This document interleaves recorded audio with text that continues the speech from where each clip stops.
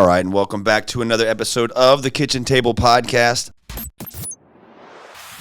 Live, and we haven't done it live in a long time. It's been like 6 months maybe, but we had to bring the live back because for the first time in a long time, I have an actual fellow local Annapolis area Maryland brethren, my buddy Alex from VIN 909, which is like the spot in Annapolis. Alex, how you doing, brother? Good, brother. Good to see you. It's good to see you too, man. And like I said, you've got VIN 909, which not to reduce you to, the restaurant, but it's a very freaking popular restaurant. So anyone who's listening to this that isn't from Maryland, if you were, you would know exactly where VIN 909 was. It is every freaking day. Every day. I mean, I'm not lying. Every day there are lines out the door when you guys go to open. Like every day. Just about. Yeah, just about. How? I mean, if you had to attribute, and I know we could go through the whole episode talking about that, and I don't want to just jump right into the meat and potatoes of it, but I can't express how hard that is to do. And I don't have any experience in the service industry, certainly not from like the ownership standpoint. My wife, who is now an attorney, says that everyone who's anyone should be forced at some point in their life to do a service-based job because it's just so good for you. And she loved it. And she has so much appreciation for people. And she always admires when we go in there. And she said the first time we went, she said, you can really tell that this place, the management, she thought Jen was the owner the first time we went because Jen was so good and cared. And then when she found out, like, okay, she's the manager, whatever, right? She's a part of the, higher up or whatever. The point is the fact that she cared so much, like she was or could have been the owner, was a direct reflection of like, she's like, okay, that's how these guys have so much success. The people that work here, A, have worked here for a long time. Yeah. So you've got a great retention rate. And B, that's a reflection of ownership, which you and your father. So, and we can talk about that too, because I know, working with the old man is a blessing, and it's also working with your dad. So, I mean, there are, which well they get it, right? Oh, yeah. So, first of all, man, A, how the hell are you? I mean, you're running the best, or you're one of the most popular restaurants in the Annapolis area. I guess, what's that like? What does that do to your social life? Well, fortunately, I'm married, so, I'm not looking to go out after, a night of work, so I'm usually looking to go home, which is, at this point in my life is where I want to be. So that works out fine. It took a couple years, but, we definitely try to make sure not only ourselves as far as owners and managers have good work-life balance, but, we want that for our staff. So it took a while to get there. I used to actually physically live at VIN. I don't know if you knew that. I did not know that. But where the pizza kitchen is where my office is, and I had a studio apartment there. So for the first 3 years, I think, of running VIN, I actually lived there. So that just kind of shows what kind of commitment I was. Right, I was literally living at the office. Literally living at my job. But, but that all paid off. And, it's a lot of VIN is just us being restaurant owners that have worked in restaurants our whole lives prior to our ownership. It's just having a real understanding and empathy of all the jobs involved at the restaurant. There's literally every single job at VIN I've done for someone else at some point in my restaurant career, everything from cooking to bartending to bussing tables to serving to dishwashing. I've literally done it all. And because I have that personal experience, it gives me not sympathy, but empathy for my staff, and I know where they're coming from, and I know what they're feeling and what they're dealing with, and that them realizing that I'm looking out for them, they're looking out for me, and it's definitely paid off as far as staffing goes and longevity of a lot of my staff. And the same ones are there, man, have been for the years that I've been coming. But take us through, you just mentioned that you have done all of those things, and you might need to bring this just a little bit closer, but you just mentioned that you've been through all of those positions. So what was that transition like? I mean, usually, the first couple questions are, at least the first is like, hey, tell us your story. And in this case, how'd you get from A to Z, from doing what you just said you were doing, which is all of those other jobs, I'd imagine, not at VIN, right? My career did not start at VIN, that is for sure. I started working in restaurants when I was 13 years old, working for my dad's company when he had a restaurant company when I was a kid. So I was working for him. His places were a lot different than Vin. They were not really, they were more like counter service based lunch spots in DC. Really good food, but definitely more, faster pace, counter service. So I started off working in those. All my high school jobs, all my summer jobs were working in my dad's company, but I never worked under my father directly. I always worked under his managers. Okay. And he always made it very clear to his managers that I am seen as an employee like any other employee and not necessarily given any kind of special treatment because I was his son. And so that made me mind my P's and Q's when I was young coming up in restaurants. And it just continued from there. When I moved to California after I graduated high school in 92 and went to college, went to San Francisco State. And just a good natural progression of being a college student is working in restaurants, especially waiting tables and bartending. So I continued to do that all through college and then got into fine dining after college. And then I got into managing and continued to manage high-end fine dining restaurants in San Francisco. Fine dining, that's like your Michelin. Yeah. Yeah? Yeah, Oh, wow. I worked at a one-star Michelin for a little while.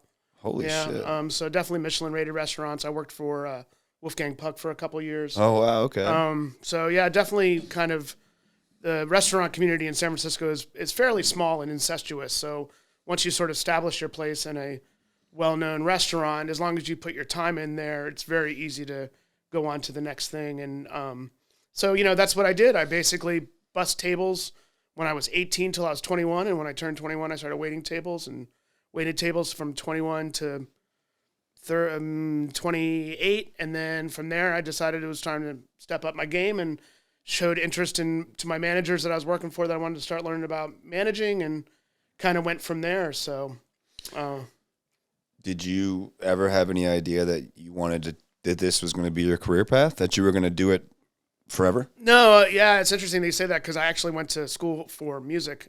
I was going to ask what you went to school for. I think you told me that before. For sound design, it was basically communications program through San Francisco State. So it was audio engineering, sound design for film and music. Super fun, sexy stuff.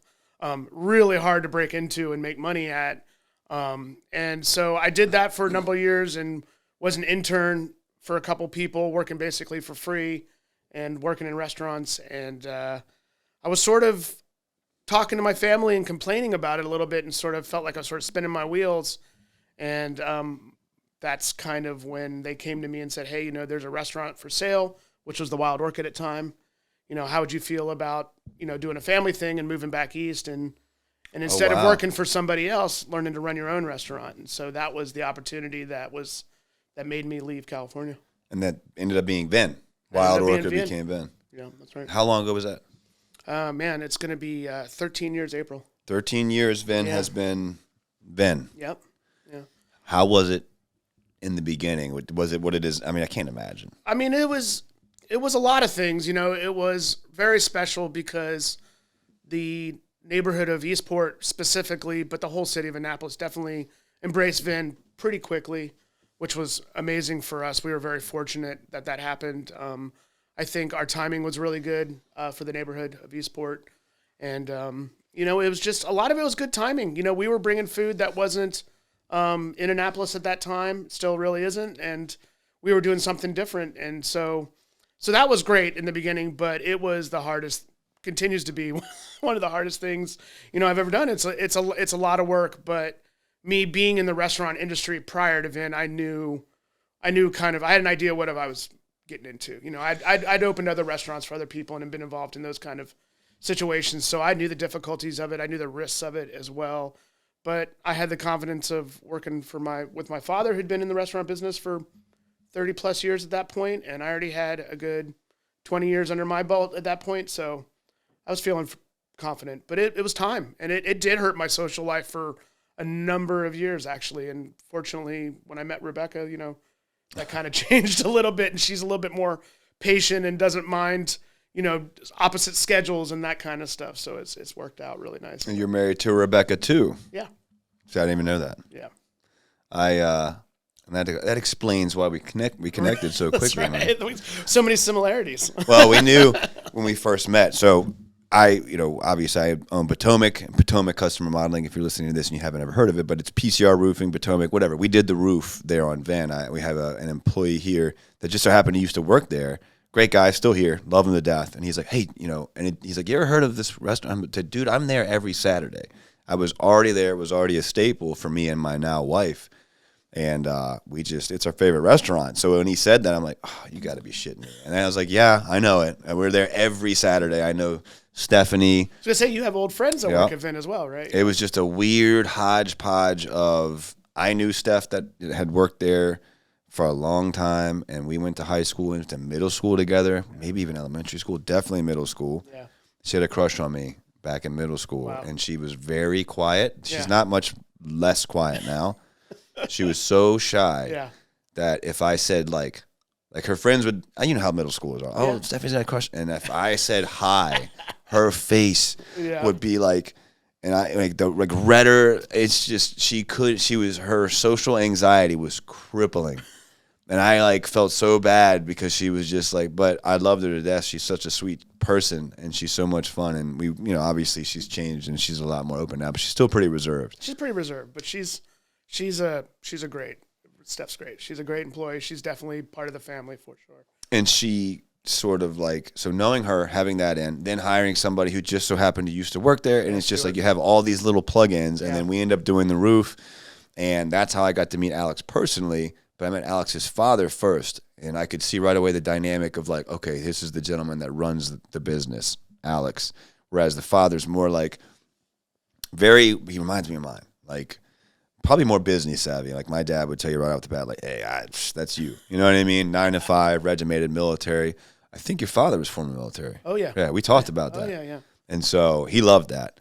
But I had to go pitch Dad, and that was not easy. And I was like, oh, man. But I went myself and pitched, and did the whole spiel because it was Vin. And I was like, no one else is going. I'm going to go. I'm going to meet.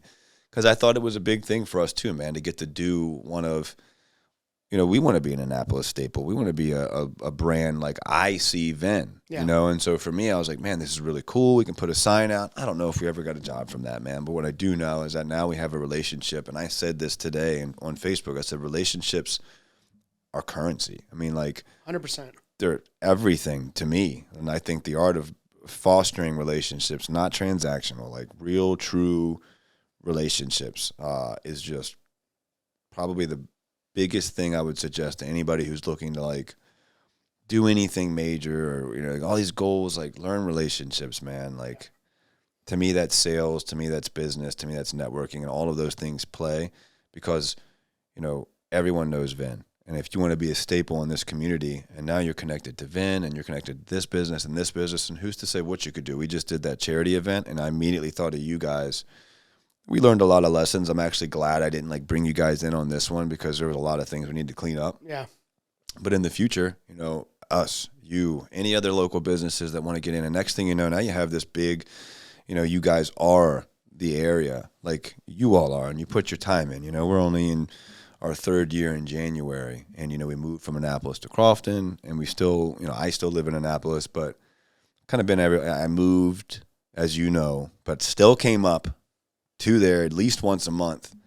I moved an hour and a half to Southern Maryland for my wife. Now was my fiance. Then I'm like, all right, we got to figure this out. Yeah. Am I going to put a ring on it or not? So I moved all the way down there and drove an hour and a half plus every day to and from here, and that was miserable, but it was worth it because now obviously we're married, we came back here, and we get to go to Vin whenever we want. But just having that community staple. For instance, I talked to What's Up Annapolis magazine today. We're trying to do some things with them, and I mentioned, oh yeah, by the way, doing a podcast tonight with the guys from Vin 909. She knew right away who I was talking about.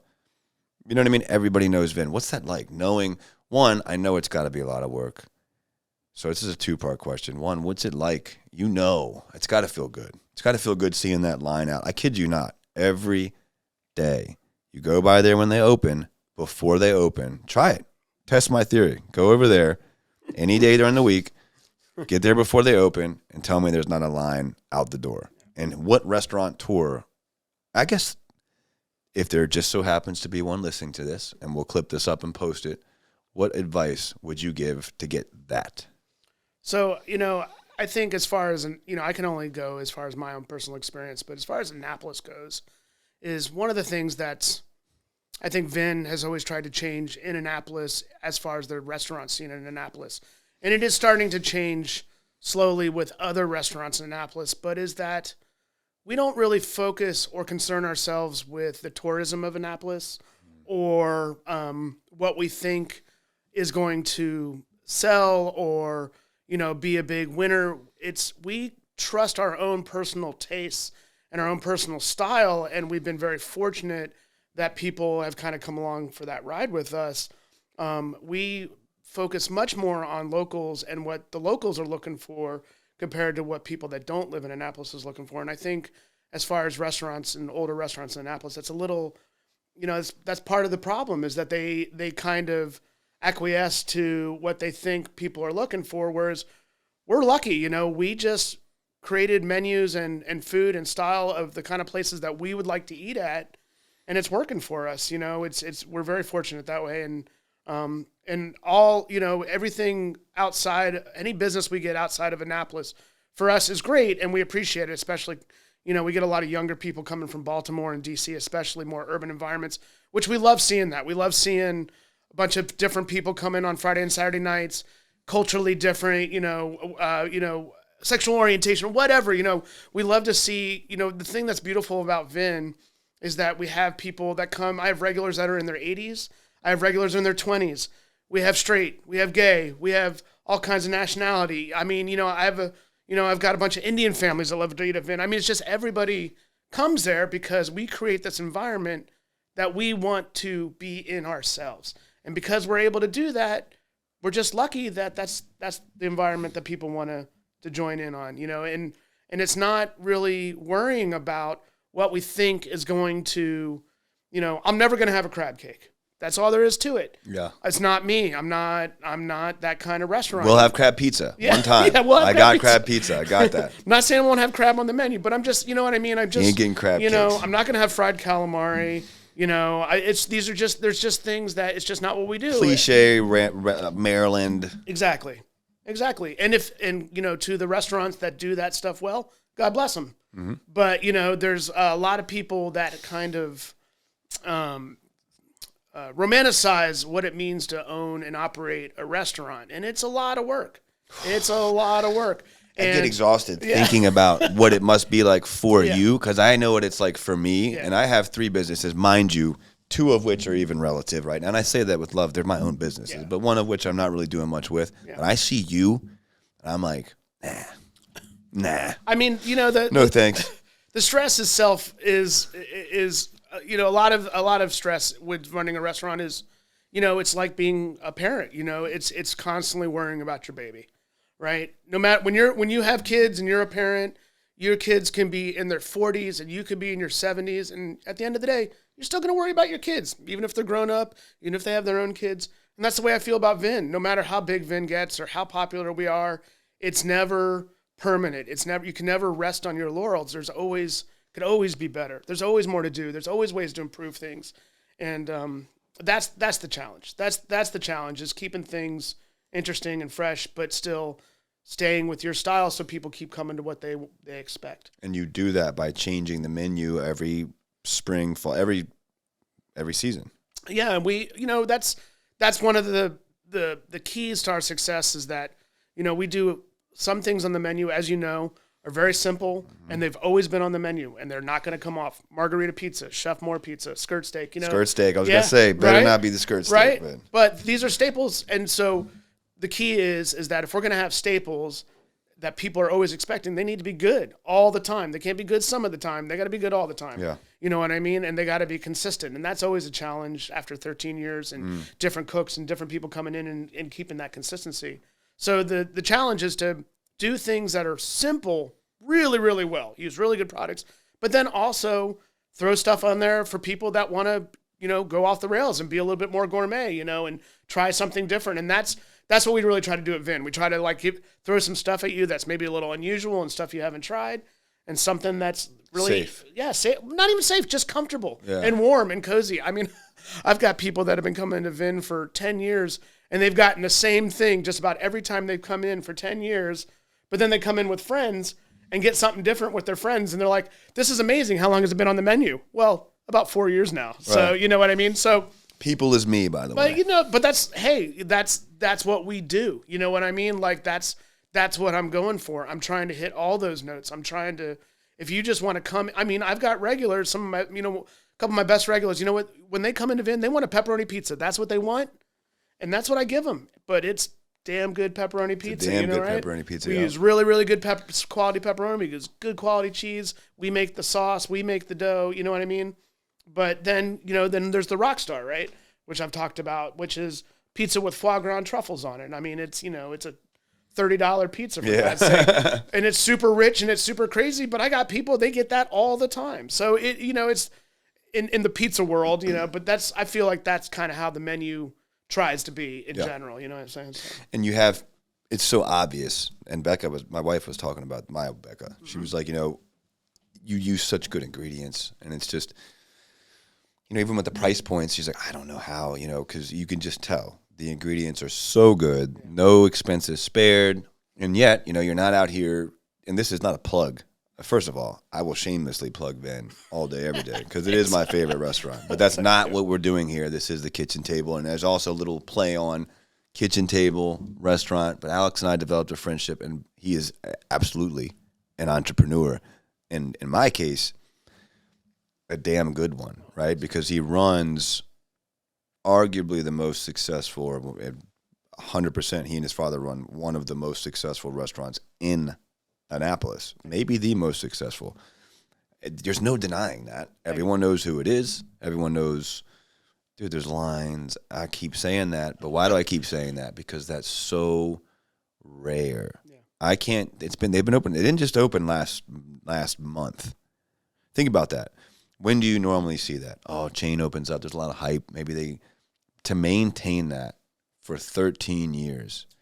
And me just looking at that from an entrepreneurial standpoint, the respect you have to give the guys running that, kudos to you, bro. Thank you. I mean, Thanks. You've kept things, you had to have.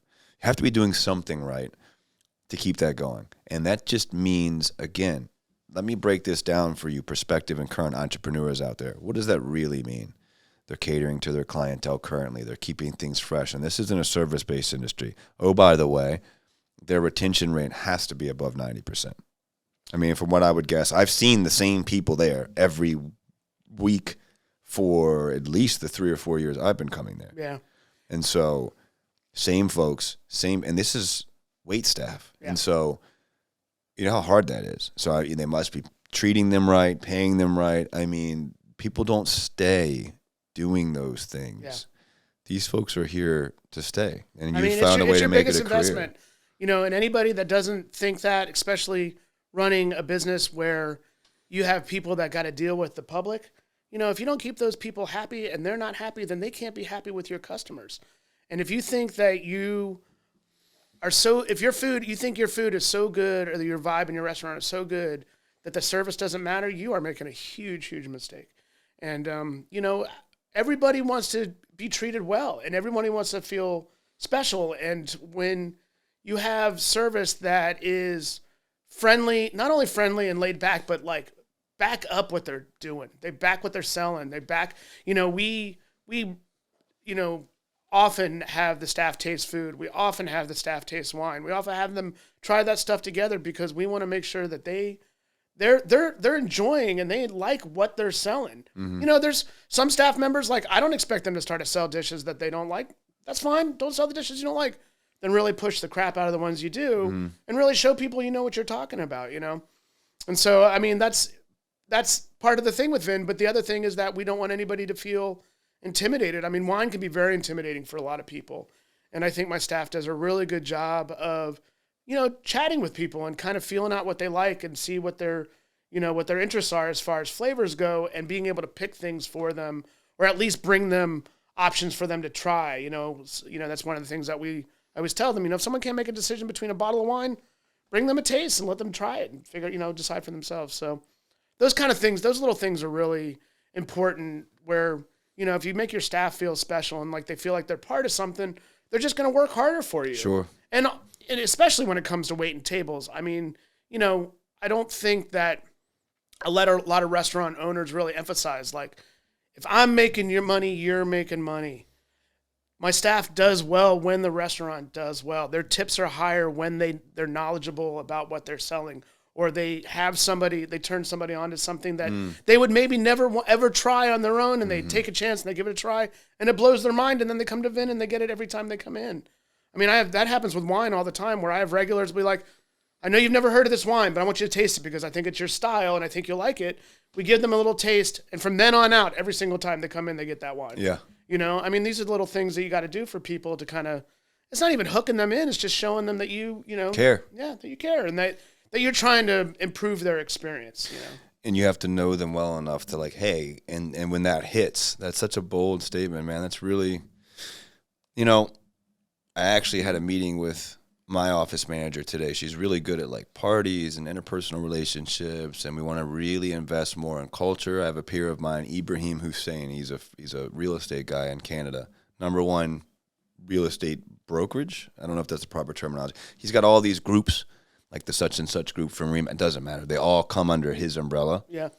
He has $1 billion group that just joined, and he has people flying in from all over the country to figure out his culture.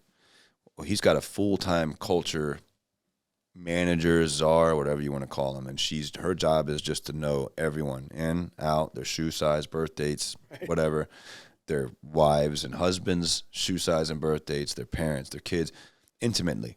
He hires folks and learns their love language and has them take that test and all these different. I'm like, holy crap, dude! I can't, and beat myself up too much, but it seems like that you have a great culture.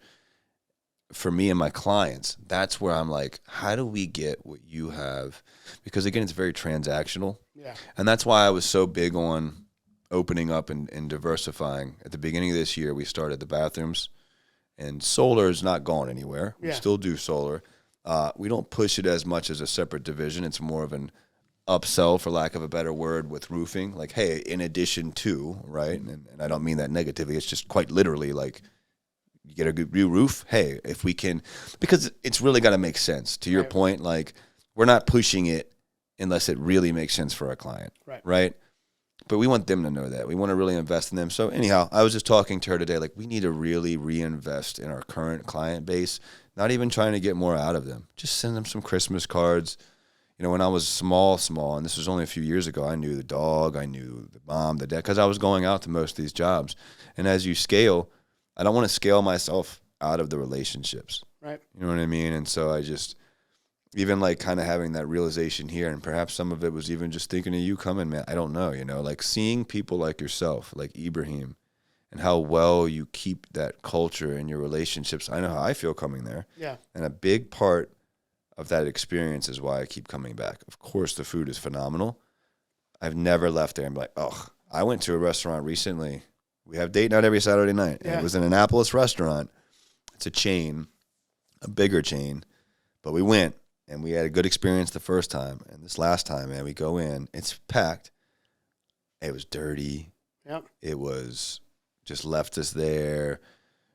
Dirty glass, dirty seats, dirty floor. And I'm like, I can't believe this, man. And so it wasn't the waiter's fault, man. And again, my wife is like always on me about not blaming, you know what I mean? Like, well, they got to do all these things and don't, make sure I'm an excellent tipper. I think a lot of it's because I got a lot of pressure on from the wife that's like, hey, man. But let me tell you, it's Saturday night, so you should have your A-team. You know what I mean? Yeah. That's what she said. You should have your A-team on Saturday night, and inconsistency will not only kill a restaurant, it can kill any business. If I think a lot of the problems with a lot of restaurants, especially restaurants that don't have owners that are in the restaurant consistently, is they get complacent. Mm-hmm. It becomes easy, and they got other people to take care of things. But at the end of the day, as a business owner, you should know that, I'm sure you know this, like, no employee, not your best employee that you have, as good as they might be, they're never going to care as much as you do. No.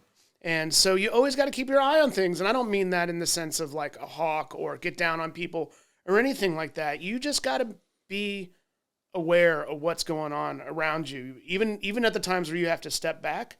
and make sure that the people you do have around you, that they're like-minded and Right. they see your vision and they follow through with that vision that you have. That's a great point. And for me too, again, scaling out, that's another thing. Like, man, well, you can start with, and I'm saying all of this as I've sought mentorship and coaching, and like, it's not that if I've done it, I could talk to people like you and guys that have scaled and say, well, hey, focus on your core, right? We went and let a whole bunch of folks go completely. We've been rebranding, I'd say, really, I would say building around core values for the last year. And as such, weeding out folks that just didn't fit that. Right. Good, bad, doesn't matter. Like, they just didn't fit. Yeah. We thought they did at the time, and they were here for a season, not a lifetime. And so where we are now, I believe we have our foundational pieces from which we can build around. If you didn't have those foundational pieces, so what it allows me to do is then pour into those folks. Now they have my vision, at least even a modicum of my vision is better than, like, you know what I mean? Like, I can pour in as much as I can, and now they're living, breathing like the same culture, and that all runs downhill. But it starts at the top. You know what I mean? And so they say the fish stinks from the head down. If I'm setting the example and maintaining these core values and doing the things that I respect, then the guys like Rick, right? He's sitting here right now. He's not a camera operator. Right. You know what I mean? He's one of my right-hand guys, and he's in here like, hey, I'll help out, man. Jump in here at 6 o'clock on a Tuesday. But, he's also very bought in on, hey, man, I'll take whatever time I can get with you, you know, and then that passes on to the next guy. The experience they're going to get from Rick is not going to be I read a book called The 13 Fatal Errors Managers Make and How to Avoid Them, and one of which was the we versus them type deal, right? It should never be an us versus them or a we. Excuse me. It should always be we. It should never be us versus them, right? It's a we thing all the time. And the moment that it's the sales team versus ops, or it's the sales team versus management, or it's Rick goes back down and says, they gave us these KPIs this week. I don't know how the hell they expect us to do this or us to hit these goals. It's dead, man. You're dead. It's the exact same thing in restaurants. It's the same thing. It's a classic thing with the front of the house and the back of the house, with the service staff in the kitchen. And I don't put up with that. I don't, if you can't get along with everybody, get out. You know what I mean? One of the reasons that the front of the house works so cohesively together is that there's no competition for money or position in the restaurant. It's a pooled house, which means that that we collect the tips and then divvy it out based on jobs and time worked. And that way everybody does whatever just needs to get done. Yeah, you might have your specific job that's your focus, but if you're not doing anything and you're a waiter and a table needs to be cleared and all my bussers are busy, you better get your ass over there and clear that table, because we want to turn it and you need to seat it and you need to serve it so you can make that 20%. Yeah. So, which I've seen, by the way. But yeah, so that's, in my restaurant and moving forward, and I've worked in restaurants, my restaurant career, I've probably worked in, through the years, Vin's been around for 13 years.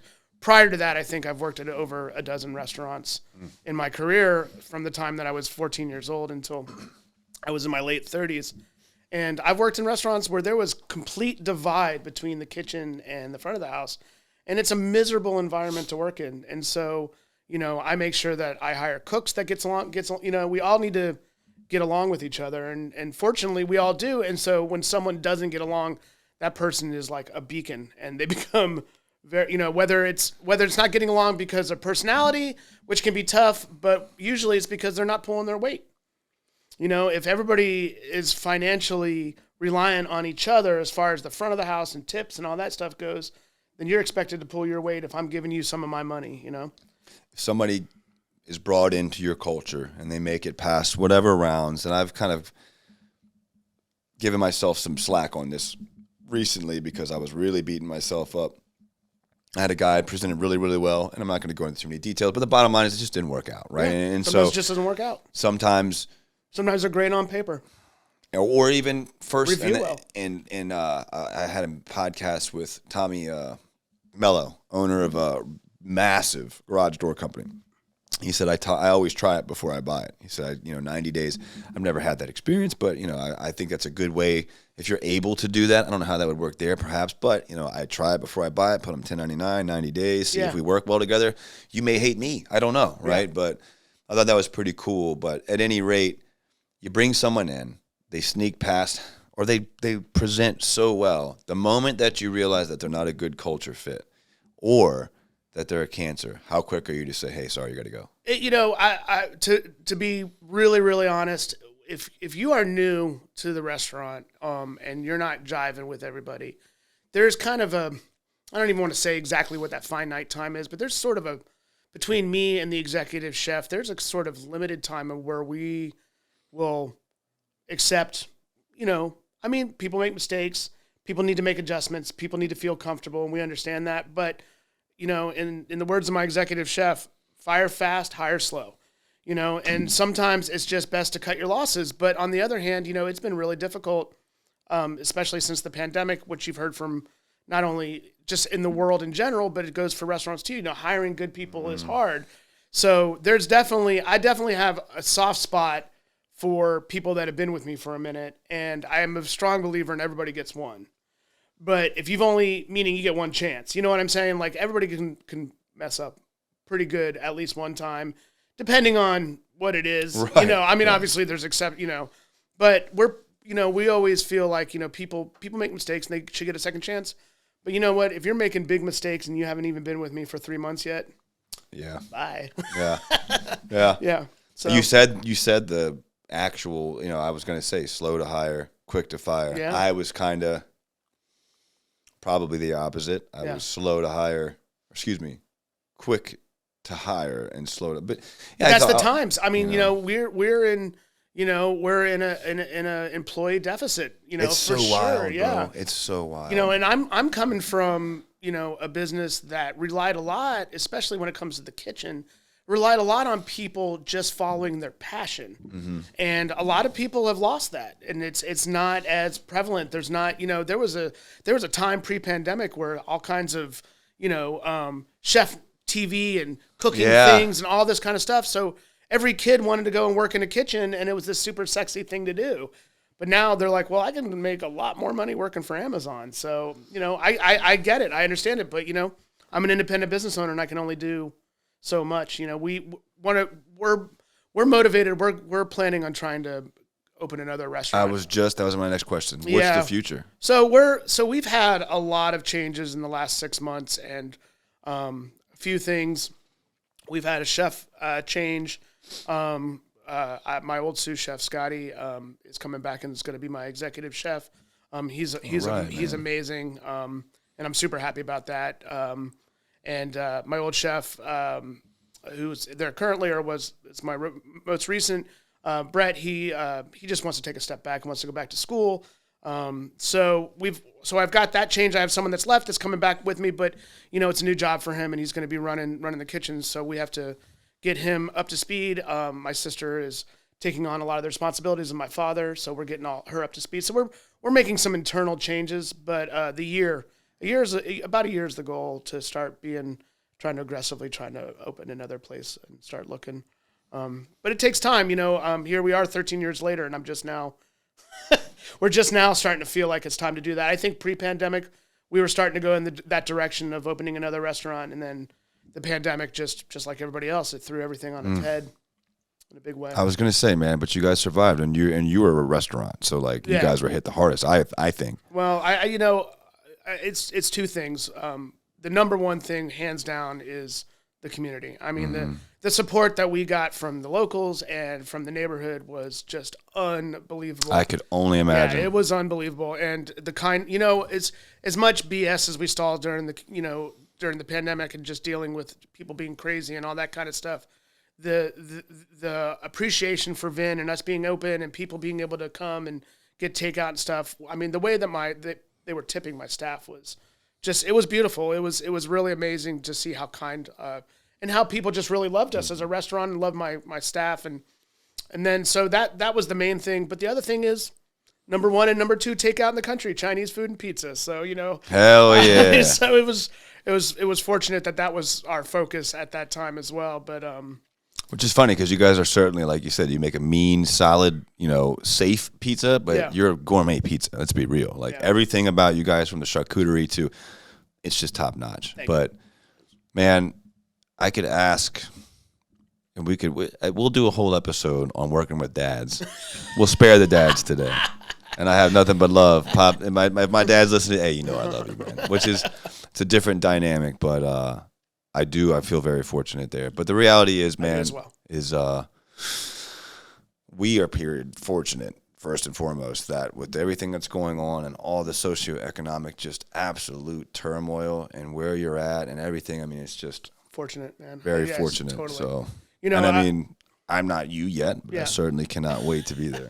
Well, I think we're a little bit lucky in the area that we're in. We're being so close to Washington D.C. and yes. We're in a little bit of an economical bubble, which is definitely helps a little bit. But once again, I for Vin, it's just always us being just focused on locals and being focused, not displacing or not paying attention to people that are not local. I'm just saying that that's where our focus is. That's a great thing for me to hear, man. Because again, with the whole charity stuff and everything, we really wanted to reverse engineer and man, we never got the time. And I'll just briefly say the reason why was because Potomac or PCR at the time was quite literally just an afterthought. And I mean that in that it was business number 2. Yeah. So it was the one that was in my name. There was another business. I was in Southern Maryland. We were in Southern Maryland. I moved up here. I moved up to Annapolis. We were, you know what I mean? We were trying the area out and everything. I always wanted to live in Annapolis, but it was the baby. It was the new one, right? Yeah. Then it became, we split, whatever. Doesn't matter why. But then it was my baby and only my baby and the baby in my name. And I was kind of forced into just react and make it work, lest it fall apart, and people are counting on me, and it didn't. And fortunately, everything's worked out so wonderfully, and we've been so blessed. We're the fastest to ever get to Owens Corning, which is our manufacturer, their platinum certification, which requires certain volume, certain standards, all of these things. So we've been so blessed, but we just didn't have the time to do the things that I did for the other company. Yeah. In the very beginning, which was really firmly plant our roots in our backyard. Yeah. I mean, that's why it's taken me, I would have, if you just take out the pandemic, I would have said 9 years, but now with the pandemic, that's why it's taken me 13 years to really feel comfortable going towards another restaurant, because it does mean that I have to step away from Vin a little bit, not permanently, but that made me real nervous. Once again, it's my baby. It's something that I've put everything that I have into it, and it's hard to step away from. But after the time that I've been there and the people that I have behind me, Jenny, for example, my chefs, my current chefs, these are all people that I trust, right, that have been with me for a long time. And so now is the point that I feel comfortable, okay, I can step back.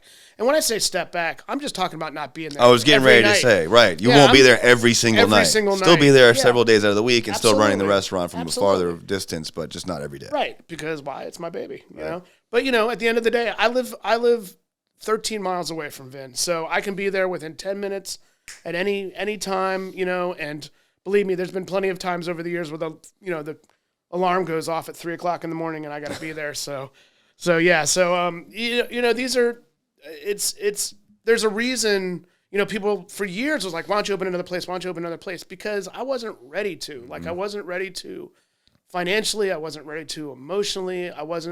It just wasn't the right time. And I think that's a big mistake that a lot of people make, is they have success with their first business and they're so quick to go to their second. However, there's a fine line there, because sometimes you also got to just jump in. So you got to find that fine line. You can't just be nervous and not do anything. Right. And if that's the way you want, that's not true. As far as restaurants go, I was always told by my family, look, if you want to just focus on Vin, we can just grow Vin more, and that'll be it, and that will be our focus. But I want more for my staff. Mm-hmm. And I want more for the people that have been with me for a long time. And the only way that I can give them more is to open another restaurant. Right. And that's beautiful, man. And I want more for Annapolis. Yeah. And hell yeah. And I mean, this is probably be the most arrogant thing I've said all night, but Annapolis needs good restaurants. And I'm ready to give Annapolis another good restaurant. We think it's time, and we think Annapolis is ready. And fortunately, there's some, finally, after many, many years of just the same old stuff, finally there are some good independent restaurants opening up in Annapolis. And it's a different. It's a cool thing to see. It is, and it's a different energy. The old school Annapolis restaurant scene was very competitive. It was very you against me. That's not the way the newer restaurant owners in this town are, and I'm talking about guys like Sailor and Scotty from Sailor. Leo's, Preserve. Garten. These are independent restaurant owners that are doing their thing the way they see it, and fortunately, it's working for them. And so, if you're not familiar with Sailor, I want to give a shout out to Sailor Oyster Bar. They had a fire about a year ago. Hopefully, we will see them to reopen in the new year. So I want to give a shout out to Sailor. Go out and support Sailor Oyster Bar. Are they coming back this year? Yeah, they're hopefully you know how things are in this town in Annapolis, man. It's permitting. Between them dealing with permitting and insurance, it's been a very slow process. But they're hoping by the new year that they'll be reopened. Well, shout out, and certainly when they do whatever you can to go and patron that place, man. Go support them. We got to support our local places, man. Absolutely. Me spending my money on a Saturday night, the only reason we did is because we always go to Vin. And at some point, it's like, it's okay. You can always. I love going. Man. Hey, brother, I will always go there. I feel like my wife eventually is like, all right, bro, you got to try. You know what I'm saying? I think that's the inference, is that I'm somehow not, and that's not true. I just could eat there. And she knows, dude. She's good for it 9 times out of 10. It's just like that one time where she's like, can you try? Yeah. Try and find, what she wants me to do is find somewhere new. Yeah. It's not even, it's just put a little effort in. I'm like, all right. And then so you just lifted off some other independent ones that we can go and support. But the reality is, you're getting ready to open another one. So, dude, I'm good. Yeah. I have 2. That's it. I don't have to do any more work. I'll balance between those 2, and that'll be enough finagling. I probably just screwed myself by saying that, but eventually she'll find out you own it, but she won't care. Yeah, the hope is, and it's going to really, with Vin, I'm very much aware that the space can really kind of determine the concept. So we're really hoping to find something close to Vin, a space close to Vin, so we can do something. We definitely want to do something different. Yeah. There might be, it'll still have the same energy and the same vibe as Vin, similar price point, but food wise, we don't want to compete with ourselves. No, so, I don't. So hopefully we can do something sexy. Got to do something different, bro. But I'm not going to give too much more than that. No. Keep your secrets, man. Yeah. I'm excited. I personally, I already knew you weren't going to do the same thing. Yeah. There's no way. You got to do something to maybe pasta instead of pizza or something like that. So we'll see. We'll talk off camera. Best food in town. If you have not, I doubt if you've seen this. If you haven't been, but by all means, if you're listening to this and you stop into the Maryland area, Annapolis area, anywhere in Maryland, it's worth a drive to the Annapolis Eastport area specifically and check out Vin 909. It's my favorite restaurant personally. We did the roof, so check that out. But it's just the best, man. The wait staff is wonderful. You see Becky, you see Steph, see Jen. Take care of them, or else. Take a page from Ken's book of Dining at Vin 909. You come at 8:30 at night. It's a lot easier to get in, just so you know, right, Ken? A lot less people on Friday and Saturday nights after 8 o'clock. You just gave away your secret. So now there's going to be a bunch of people there at 8:30. Your secret's you got my phone number, buddy. So that's true. My wife was like, "Are you really?" I was like, "Sometimes I might." But yeah, that is the secret. Anytime. It's never a problem. I try not, but I got to give my man a shout out here, man. On my bachelor party, I don't drink. I don't do anything. My bachelor party, we're supposed to go somewhere. My brother's had his very serious thing. Is my mother-in-law. His mother-in-law had gone to the hospital. So all the things we were gonna do, and I'm like, I'll just go to Vin, dude. I text Alex. He's like, oh yeah. However many people we have, we all just go like that. And so, man, that's the dynamic. And I will circle back. Let's full circle this. What I said in the beginning: relationships are currency. Absolutely. I just from dining there. I think it's more than that because I knew different people and so on. But now look at the relationship, right? Any way that I can help, do you think that I'd be more than happy to plug Alex and his business and everything because of the experience that I've had and the treatment that I've had? It's not transactional. It's reciprocity and it's true and it's just getting involved in your fellow human being and just building relationship, man. You know what I mean? So, I can tell you a story where I walked in there and I was traumatized, but I saw the roof leaking. You remember that? And I had done that, and I call Elmer at 8 o'clock at night, 8:30, and I'm losing my shit on him. You don't know this, but I was outside, and I'm videoing, calling Billy, called my dad, called Elmer. I got it all set up for Elmer because I wasn't going to go in there without a solution. Yeah. I was like, there's no fucking way. Excuse my language. I'm walking in there, seeing this bucket in the middle of the floor, knowing full well, you know what I mean? Like, I just can't in good conscience walk in there without a solution. So I come in there, I'm like, hey, man. He's like, dude. He like chases, he comes like running from the front because he already sees my face. And I think my wife was in there in the front.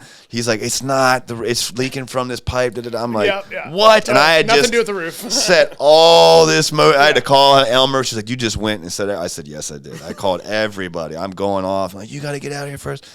And I'm looking, I don't know where it could be coming from, but anyhow, funny story. But that's because I genuinely give a shit. And this is not only somebody that we did business with, but at this point, family, man. I'm there every Saturday, right? Like, that place is a place I care about. The people are people I care about.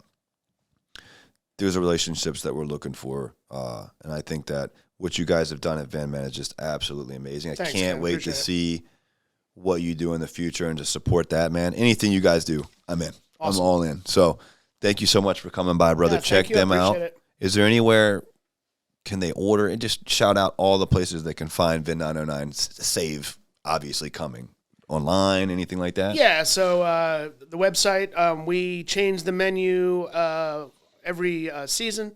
So the menu is always updated. It's vin909wine.com. You check out the seasonal menu. We usually post the evening specials around 4:30, 5 o'clock, so you can see all the specials for the evening. Yeah, and so you can always come check out the menu. There's also the wine list is online as well. You can kind of take a look at the sort of wines we carry. That's kind of consistently changing, but we have over 62 wines by the glass. So Wow. we've got some, we got the classics, but we got some really cool, unusual, different wines. Come try some new stuff, and widen your horizons as far as your wine tastes go. And we're happy to help you along the way, and go on a little trip. Come check us out. Little trip to Flavor Town. Did a little trip to Flavor Town. That's There's right. all kinds of flavor That's boats right. on that town. On that, I just messed that all up. There's lots of good flavors there. It's a good place. Yeah. Thank you so much for coming Yeah, by, man, my We'll have pleasure. to do this Absolutely. again soon. For Maybe sure. we'll pack up and do an eating trip over there. Cool. Do an episode in the office and then in your office. There you go. But brother, thank you so much, man. Pleasure. I can't wait to do this again, and we'll see you guys at VIN 909 in Annapolis and Eastport. Cheers.